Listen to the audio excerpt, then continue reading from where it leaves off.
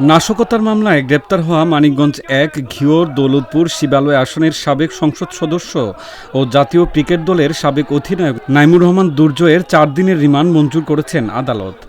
আজ বৃহস্পতিবার দুপুর ৩:১৫টার দিকে দুর্জয়কে মানিকগঞ্জের অতিরিক্ত চিফ জুডিশিয়াল ম্যাজিস্ট্রেট আদালতে হাজির করে পুলিশ। এ সময় আদালত প্রাঙ্গণে বিক্ষুব্ধ জনতার রোষানলে পড়েন সাবেক এই সংসদ সদস্য। এ সময় দুর্জয়ের দিকে ডিম নিক্ষেপের ঘটনাও ঘটে।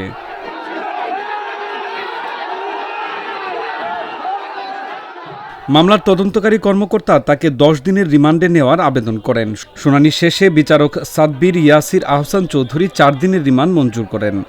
আদালতে দুর্জয়ের পক্ষে শুনানি করেন অ্যাডভোকেট নজরুল ইসলাম বাদশাহ। রাষ্ট্রপক্ষে ছিলেন অ্যাডভোকেট হুমায়ুন কবির।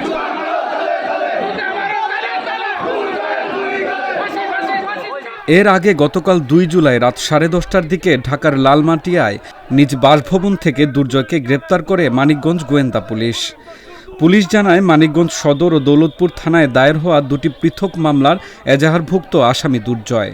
নাইমুর রহমান দুর্জয় ২০০১ সালে বাংলাদেশের প্রথম টেস্ট ক্রিকেট দলের অধিনায়ক ছিলেন। পরবর্তীতে তিনি আওয়ামী লীগের রাজনীতিতে সক্রিয় হন।